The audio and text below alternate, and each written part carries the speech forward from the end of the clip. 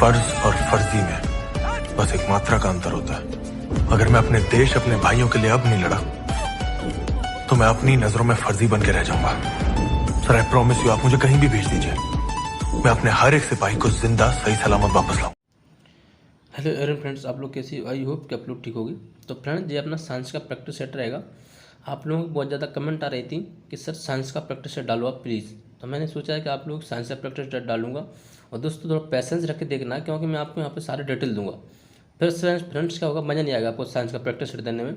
आपने एक आंसर लगाया, भागते गए, तो प्लस एक बात देखोगे फिर आपके आंसर पर जाएगी और आपको एक आंसर में कई आंसर मिलेंगे दोस्तों। ठीक है, तो ध्यान रखना है आपको। तो ज़्यादा जल्दी नहीं भागना है फ्रेंड्स। तो पहले का आंसर आप लोग लगाओ। रबड़ के बल्कनीकरण के लिए उसमें मिलाया जाता है, यानी कि पूछ रहा है फ्रेंड, रबड़ के बल्कनीकरण के लिए मिलाया जाता है, क्या मिलाया जाता है? यदि फ्रेंड्स आपने साइंस नहीं पढ़ी है तो कोई बात नहीं है। यदि आप इस प्रकार के साइंस प्रैक्टिस सेट लगाओगे तो आपको काफ़ी याद हो जाएगी। ठीक है, तो आपका फ्रेंड्स यहाँ पे आंसर क्या बनेगा, ध्यान देना। तो फ्रेंड्स आपका आंसर बन जाएगा क्या? सल्फर। दोस्तों होता क्या है, मैं पहले फ्रेंड्स ऐसे प्रैक्टिस सेट करवाता था और इसको भी करवाऊंगा। ठीक है, और आप लोगों को अच्छा लगे तो रिस्पांस देना, नहीं तो मैं कल से और फास्ट करा दूँगा। जैसे फ्रेंड अगर बल्कनीकरण की बात की है दोस्तों, तो बल्कनीकरण क्या होता है दोस्तों? इस पर जैसे अपन ने सुना होगा यसद लेपन, यसद लेपन, ये दोनों एक ही चीज़ है, यसद लेपन और बल्कनीकरण, यानी कि ये दो क्रिया हैं दोस्तों। ठीक है, अब बल्कनीकरण में क्या होता है दोस्तों, इसमें जैसे मान लो कोई परत है सल्फर, यानी कि जो रबड़, यानी सल्फर की जो परत होती है दोस्तों, वो रबड़ पर चढ़ाई जाती है। किस पे? रबड़ पे, रबड़ पे, यानी कि क्या होता है फ्रेंड्स, सल्फर पे रबड़ की परत चढ़ा दी जाती है। ऐसा नहीं क्वेश्चन, सो क्वेश्चन ये पूछा गया है रबड़ के बल्कनीकरण उस समय क्या मिलाया जाता है। तो फ्रेंड्स जो रबड़ होती है, क्या होती है, जो फ्रेंड रबड़ होती है ना, रबड़ के ऊपर सल्फर की परत चढ़ा दी जाती है। और फ्रेंड्स जो रबड़ होता है ना, रबड़ एक कहाँ का पेड़ है? ब्राज़ील का पेड़ है। और फ्रेंड्स अगर मैं पूछूँ आपसे कि जो रबड़ है इसका बहुलक क्या है, बहुलक क्या है दोस्तों, तो फ्रेंड्स का बहुलक क्या होगा? आइसोप्रीन। क्या होगा दोस्तों? आइसोप्रीन। ये भी पूछा जाता है दोस्तों आपसे कि इसका बहुलक क्या है। पिछली बार जो पेपर हुआ था उसमें पूछा गया था कि रबड़ का बहुलक क्या है। यदि आपको पता होता तो आप आंसर लगा लेते, नहीं पता तो बस गया। तो आपको इतनी सारी डिटेल मिलेगी हर क्वेश्चन में। तो याद रखना, रबड़ क्या होता है फ्रेंड्स, इस पर एक मतलब सल्फर की परत चढ़ा दी जाती है। तो इसको अपन क्या कहते हैं? इस क्रिया को एरोसोल कहते हैं। क्या कहते हैं फ्रेंड? एरोसोल। एरोसोल नहीं दोस्तों, केवल तुम तो यहाँ ये याद रखो, जब ज़्यादा हो जाएगा। रबड़ की बल्कनीकरण क्या कहते हैं फ्रेंड्स? रबड़ और आइसोप्रीन इसका बहुलक है। ठीक है, और एसिड लेपन क्या होता है दोस्तों? जैसे आपने सुना होगा जंग से बचाव के लिए, क्या सुना होगा? जंग से बचाव के लिए। जैसे कि मैं आपको एग्जांपल दूं, क्या एग्जांपल दूं फ्रेंड? जैसे मान लो लोहे पे किसकी परत चढ़ाना? Zn, यानी जिंक की परत चढ़ाना। लोहे पर जिंक की परत चढ़ाना, तभी तो मतलब लोहे की बचत होगी, मतलब जंग की बचाव होगा लोहे से। तो फ्रेंड्स इसको कहते हैं एसिड लेपन, इसको कहते हैं बल्कनीकरण। तो दोस्तों आई थिंक आपका ये डाउट क्लियर हो गया होगा। तो एसिड लेपन जब भी आए दोस्तों तो याद रखना, तो क्या होगा आपका? जंग से बचाव। ठीक है, और क्या होगा और मतलब क्वेश्चन में, तो जिंक की परत चढ़ा दी जाती है। गैल्वेनीकरण भी कहते हैं दोस्तों, इसको क्या कहते हैं? गैल्वेनीकरण। ठीक है, तो ये हो गए पॉइंट। और इस पर क्या होता है? सल्फर की परत चढ़ा दी है रबड़ के ऊपर, और रबड़ का बहुलक क्या होता है? आइसोप्रीन। तो आप लोग याद रखना। आगे बढ़ते हैं, क्वेश्चन नंबर सेकंड देखते हैं। क्वेश्चन नंबर सेकंड दोस्त पूछ रहा है गोबर गैस और बायोगैस। दोस्तों गोबर गैस को ही बायोगैस कहते हैं। बहुत से लोग कन्फ्यूज रहते हैं, ये नहीं जानते कि बायोगैस अलग और गोबर गैस अलग। गोबर गैस बायोगैस का मुख्य घटक है फ्रेंड्स। इसको जैव गैस भी कहते हैं, याद रखना। ठीक है, जैव गैस। तो फ्रेंड्स इसमें पूछा गया है कौन सा घटक है, यानी कौन सी गैस पाई जाएगी फ्रेंड्स? गोबर गैस जो पूछ रहा है फ्रेंड्स। तो फ्रेंड्स आपको पता है गोबर गैस में क्या पाई जाती है? मीथेन, यानी कि CH4 प्लस CO2। ठीक है, कार्बन डाइऑक्साइड। तो फ्रेंड्स कौन कौन सी गैस पाई जाती है इसमें? CO2। ठीक है, मीथेन और कार्बन डाइऑक्साइड। तो आप याद रखना, इसका आंसर क्या होगा? Option number A correct answer बन जाएगा। ठीक है, और फ्रेंड जो ऑप्शन नंबर सी है, जो प्रोपन और ब्यूटेन है फ्रेंड, तो जी किस में पाया जाता है फ्रेंड? तो जानते होगे आप, LPG में पाया जाता है, यानी कि लिक्विड पेट्रोलियम गैस में। ठीक है, आगे बढ़ते हैं। क्वेश्चन नंबर थर्ड दोस्तों। थर्ड क्या कह रहा है? वनस्पति तेल से डांडा या वनस्पति घी बनाने में निम्नलिखित में से कौन सी प्रक्रिया इस्तेमाल की जाती है? तो फ्रेंड्स सिंपल है। सबसे ज़्यादा फ्रेंड्स आप लोग साइंस में कन्फ्यूज होते हैं, तो आप जितनी ज़्यादा प्रैक्टिस लगाओगे उतना आपके एग्जाम के लिए यूजफुल होगा। ठीक है, तो तो यहाँ आंसर होगा हाइड्रोजनीकरण। Option number C correct answer बन जाएगा। दोस्तों इसमें कुछ व्याख्या ही देना, सिंपल था। आगे बढ़ते हैं, आपको option number C correct answer बन जाएगा दोस्तों। यहाँ पे आगे बढ़ते हैं। नेक्स्ट दोस्तों पूछा गया है, धुआं पैदा होने का कारण क्या है दोस्तों? धुआं पैदा होने का कारण, तो ध्यान देना दोस्तों, धुआं पैदा होने का कारण इंपॉर्टेंट क्वेश्चन है। धुआं पैदा होने के कारण बोले दोस्तों, या फिर आपसे बोले क्या, ये तो फ्रेंड धुआं वाली बात है। यदि आपसे बोले धूल का उड़ना क्या कारण है? धुआं और धूल फ्रेंड्स एक ही बात है। तो फ्रेंड इसका आंसर होगा क्या? धुआं और धूल की बात की दोस्तों, तो आपका आंसर बनना चाहिए गैस में ठोस। ऑप्शन नंबर एक करेक्ट आंसर बन जाएगा। ठीक है। और फ्रेंड्स कभी कभी आपने सुना होगा कि कोहरा आ जाए, कोहरा, या फिर धुंध आ जाए, या फिर बादल आ जाए, तो इनके लिए क्या आंसर करते हैं फ्रेंड? तो फ्रेंड यहाँ पे करते हैं अपन क्या, गैस में द्रव। क्या याद करते हैं? गैस में द्रव। फ्रेंड लिख लेना, बहुत इंपॉर्टेंट पॉइंट है। अब यहाँ से आपको कोई पॉइंट बाहर नहीं निकलेगा अभी पूछा जाए एग्जाम में तो। ठीक है। कोहरा और धुंध, और कौन सा? कोहरा, धुंध और बादल। ठीक है। और यहाँ का था धूल और धुआं। यदि धूल और धुआं तो फ्रेंड गैस में ठोस, तो इस क्रिया को फ्रेंड ठोस गैस एरोसल कहते हैं। क्या कहते हैं? ठोस गैस एरोसल। और फ्रेंड इसको क्या कहेंगे अपन? तो इस क्रिया को कहेंगे एरोसल। ठीक है। इस समस्या जो भी होती है फ्रेंड, इसको एरोसल कहते हैं, इसको ठोस एरोसल कहते हैं। तो याद रखना दोस्तों, इसमें आंसर क्या था? गैस में ठोस परीक्षण। ऑप्शन नंबर एक करेक्ट आंसर है। और कोहरा धुंध बादल के बारे में पूछा जाए तो क्या आंसर होगा फ्रेंड्स? बताओ क्या आंसर होगा दोस्तों? आप लोग भूल बजा देते, इसलिए मैं कह रहा हूँ आप कॉपी में नोट करो दोस्तों, बहुत इंपॉर्टेंट चीज़ है। तो फ्रेंड्स अगर ये पूछा जाए कोहरा धुंध बादल, तो ये फ्रेंड आपका रहेगा किसमें? आंसर है गैस में द्रव। क्या फ्रेंड? गैस में द्रव। यहाँ क्या रहेगा? गैस में ठोस। याद रखना। आगे बढ़ते हैं। फिर भी कभी पूछूंगा दोस्तों आपसे, हीरा और ग्रेफाइट होते हैं, बताओ दोस्तों। हीरा और ग्रेफाइट होते हैं, तो फ्रेंड हीरा और ग्रेफाइट होते हैं कार्बन के अपर रूप। सिंपल। आगे चलते हैं। जी आगे दोस्तों इंपॉर्टेंट क्वेश्चन, अग्निशामक के रूप में किस गैस का प्रयोग किया जाता है? अग्निशामक के रूप में दोस्तों, तो फ्रेंड्स अग्निशामक के रूप में कौन सी गैस का प्रयोग किया जाता है? तो फ्रेंड्स वो किया जाता है कार्बन मोनोऑक्साइड। आपने सुना होगा दोस्तों, कार्बन मोनोऑक्साइड, जिसको अपन मीठे नींद में जो लोग मर जाते हैं उसको मतलब कार्बन गैस का यूज किया जाता है। ठीक है। तो इसे ही बोलते हैं फ्रेंड्स कार्बन मोनोऑक्साइड। आगे बढ़ते हैं नेक्स्ट क्वेश्चन पे। तो फ्रेंड ये पॉइंट याद रखना, जो आदमी मीठी नींद में मर जाते हैं वो कौन सी गैस से मर जाते हैं? तो कार्बन मोनोऑक्साइड रहती है। ठीक है, याद रखना। और आपका आंसर यही है अग्निशामक के यंत्र वाला, कार्बन मोनोऑक्साइड। आगे बढ़ते हैं नेक्स्ट क्वेश्चन दोस्तों, एलपीजी सिलेंडर दाब के अंतर्गत द्रव्य मुक्त गैसों का किस मिश्रण को भरा जाता है?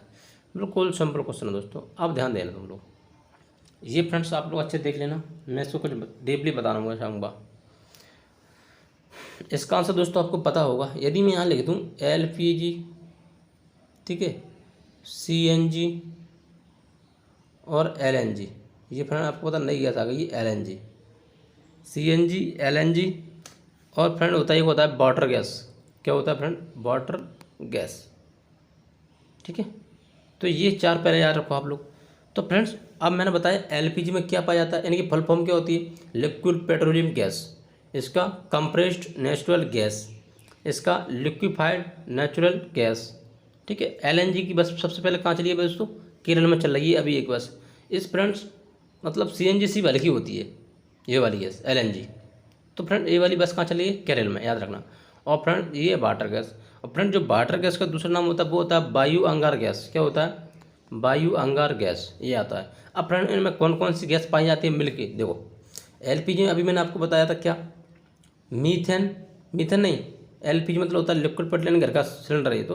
तो ब्यूटेन और प्रोपेन, क्या हो दोस्तों? ब्यूटेन और प्रोपेन। तो फ्रेंड्स ब्यूटेन लिख लेना यहाँ पे, और प्लस प्रोपेन, तो ये दो गैस में पाई जाती हैं। अब कंप्रेस्ड नेचुरल गैस में दोस्तों कौन कौन सी गैस पाई जाती हैं? सीएनजी। दोस्तों सीएनजी में कौन सी गैस पाई जाती है? ये तो सिंपल है, यानी कि ईंधन है, तो मीथेन गैस कौन सी पाई जाती है? मीथेन गैस, यानी कि CH4 पाई जाती है। एलएनजी की बात की है दोस्तों, तो एलएनजी क्या होता है? ये इससे एक हल्का ईंधन है, ठीक है, जो कि केरल में चलती है। इसमें नेचुरल गैस पाई जाती है दोस्तों, तो इसका कुछ नहीं है। वाटर गैस की बात करें दोस्तों, इसमें पाई जाती है कौन सी? CO+H2, यानी कि COH2 का मतलब होता है दोस्तों क्या? कार्बन ऑक्साइड और हाइड्रोजन गैस, कार्बन मोनोऑक्साइड और हाइड्रोजन गैस, याद रखना। तो वाटर गैस में कौन सी पाई जाती है? कार्बन मोनोऑक्साइड और हाइड्रोजन गैस, ये दो गैस इसमें पाई जाती हैं। इसमें मीथेन पाई जाती है और इसमें। तो दोस्तों आप लोग देख सकते हैं कितने क्लियर डाउट हो गए। और भी फ्रेंड्स देखो मैं होते हैं, मैं और भी करवा देता हूँ। देखो कुछ 4 फ्रेंड आंसर हो गए आपके। दूसरा ये रहता है, आपने सुना होगा फ्रेंड बायोगैस, जैसे मैंने अभी ऊपर बताया आपको, क्या आपको याद है? बताओ बायोगैस में कौन सी गैस पाई जाती है? बायोगैस या गोबर गैस? ये फ्रेंड्स मैंने आपको अभी बताया था, यदि आपको याद हो तो बताओ। दूसरा होता है फ्रेंड्स, आपने कभी कभी पढ़ा होगा कोल गैस, है ना। तो फ्रेंड्स गैस काफ़ी रहती हैं, आप लोग जितना कनेक्ट रहोगे और प्लस एक दूसरे क्वेश्चन को कनेक्ट करते हुए चलेंगे तो बहुत सारी चीज़ याद आ जाएंगी। तो गोबर गैस में फ्रेंड्स मैंने आपको बताया था क्या? CH4 यानी कि मैथेन, ठीक है, प्लस CO2 कार्बन डाइऑक्साइड, यानी इसमें पाई जाती है मीथेन और कार्बन डाइऑक्साइड गैस पाई जाती है। और कोल गैस में दोस्तों कौन सी पाई जाती है? कोल गैस में पाई जाती है क्या? मेथेन और हाइड्रोजन और कार्बन मोनोऑक्साइड, 3 गैस में पाई जाती है कोल गैस में। कौन कौन सी? आप लिख लेना CH4 + H2 + CO, ठीक है, मेथेन, हाइड्रोजन और कार्बन मोनोऑक्साइड। तो फ्रेंड इसका आंसर ये हो जाएगा। आगे बढ़ते हैं दोस्तों, आपका 7 क्वेश्चन क्लियर होगा इसमें, ठीक है। आगे बढ़ते हैं नेक्स्ट क्वेश्चन पर। ये पूछ रहा है दोस्तों आपको क्यूरी किसकी इकाई है? बताओ दोस्तों। क्वेश्चन दोस्तों सिंपल आते हैं एग्जाम में, बस अपन लोग कन्फ्यूजन होके उनको गलत लगा देते हैं। तो देखो दोस्तों, यदि आप हमारी वीडियो देखें तो आपके बिल्कुल डाउट क्लियर हो जाएंगे। क्यूरी किसकी इकाई है दोस्तों? तो क्यूरी आप लोग जानते हो अच्छी तरह से फ्रेंड्स, क्यूरी क्या होता है? क्यूरी फ्रेंड्स 4 का आंसर होता है। किसका होता है? 4 का। कैसे होता है देखो, जो फ्रेंड रेडियो धर्मता, वैसे आपका आंसर होगा ऑप्शन नंबर 1 करेक्ट आंसर बन जाएगा। अब फ्रेंड्स जो रेडियो धर्मता की इकाई किस किस के लिए काम करती है? एक तो क्यूरी के लिए काम करती है, दूसरा होता है बेकोरल, क्या होता है? बेकोरल होता है, बेकोरल, ठीक है, और चौथा होता है रदरफोर्ड, क्या होता है? रदरफोर्ड। तो फ्रेंड इनके कभी भी इकाई पूछी जाती है आपसे तो रेडियो धर्मता आप आंसर दोगे। तो आगे चलते हैं दोस्तों, आई होप कि आपको ये समझ में आ गया होगा। तो 4 क्वेश्चन यहाँ से बन गए, ठीक है, क्यूरी और बेकोरल और रदरफोर्ड, ठीक है। आगे चलते हैं। ये कह रहा है दोस्तों बादलों की दिशा मापने वाला यंत्र। तो फ्रेंड बताओ बादलों की दिशा मापने वाला यंत्र कौन सा है? तो फ्रेंड बादलों की दिशा मापने वाला यंत्र है कौन सा? Option number C correct answer है, नेप्रोस्कोप। क्या है फ्रेंड्स? नेप्रोस्कोप, ठीक है, नेप्रोस्कोप। अब फ्रेंड्स आपका आंसर करेक्ट हो गया। अब मुझे ये बताओ एनीमोमीटर क्या करता है? एनीमोमीटर क्या करता है दोस्तों? तो फ्रेंड्स जो एनीमोमीटर होता है ये फ्रेंड्स आपको पता है क्या मापता है? पवन की चाल, ठीक है। तो याद रखना पवन जो होता है यानी कि जो वायु होती है फ्रेंड्स उसकी चाल मापता है एनीमोमीटर। एनीमोमीटर पवन की चाल को या वायु की चाल मापता है दोस्तों। और जो रेनगेज होता है फ्रेंड्स ये क्या मापता है? तो ये बरसात मापता है, वर्षा, ठीक है, रेनगेज वर्षा की मात्रा मापता है।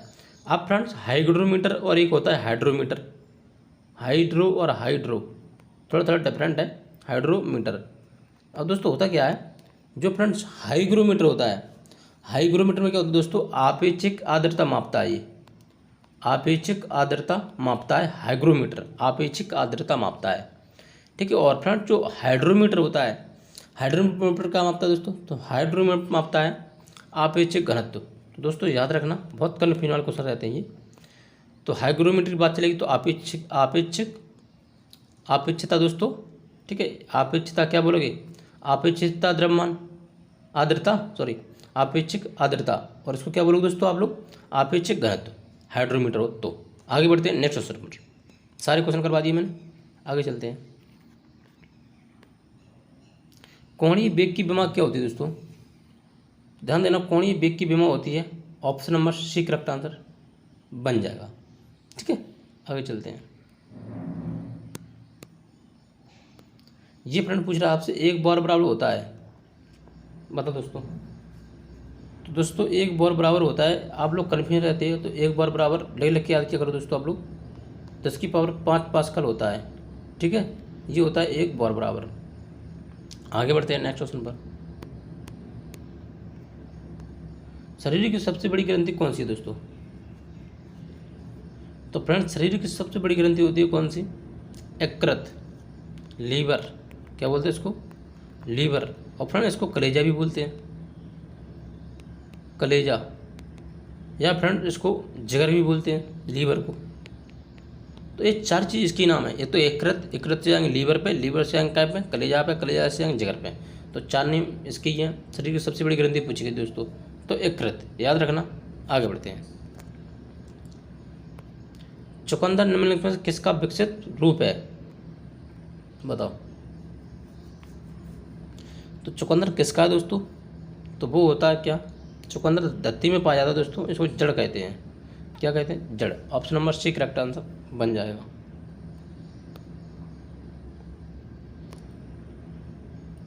रेडियोलॉजिस्ट आंतों का सीधा एक्सकरण फोटोग्राफ सामान्यतः क्यों नहीं लेते? तो फ्रेंड ध्यान देना, इसका आंसर क्या होगा? वैसे आंसर चारों सही हैं दोस्तों, पर आपका सबसे ज़्यादा इंपॉर्टेंट माना जाएगा option number C correct answer बन जाएगा। एक्स किरणें बिना अच्छा प्रतिबिंब बनाए आंतों से पार निकल जाती हैं, इसलिए नहीं होता। ठीक है, आगे बढ़ते हैं।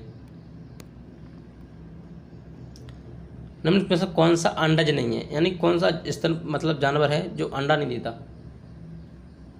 तो फ्रेंड एक ही आप जानते हो, कंगारू। ना बच्चा देता है ना अंडा देता है, ये तो केवल अपना जो उसकी देख फ्रेंड्स, जिसने भी कंगारू देखा होगा तो आपने देखा होगा कभी भी ये धरती पे ना अंडा देंगे ना बच्चा देंगे। क्या होता है, इनके पास एक झिल्ली होती है दोस्तों, तो वे उसी के अंदर बच्चा को अपने रखते हैं। आपने देखा होगा कंगारू अपने शरीर के अंदर ही उसको समा के रखता है बच्चे को। तो आपका आंसर क्या बनेगा? जो कभी अंडा फंडा नहीं देता है तो कंगारू आंसर करेक्ट होगा।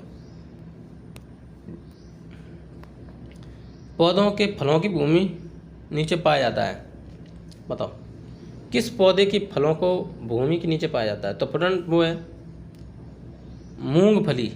क्या होगी फ्रेंड्स? मूंगफली आपका आंसर करेक्ट होगा। तो दोस्तों आई थिंक आपका सारा चैप्टर कंप्लीट हो गया। कुछ नहीं, ज़्यादा टाइम नहीं होगा, 15 मिनट या 20 मिनट, पर आपको कितनी चीज़ सीखने को मिली, जी बेटर करता है। आज का कंपटीशन लेवल दोस्तों हाई लेवल हो गया, तो आप लोग उसी अकॉर्डिंग पढ़ो। क्या होता है आपको मैं एक आंसर लगाता हूँ, ये क्या टीवी चल रही, तो आप लोग थोड़ा कोशिश करो समझने की दोस्तों।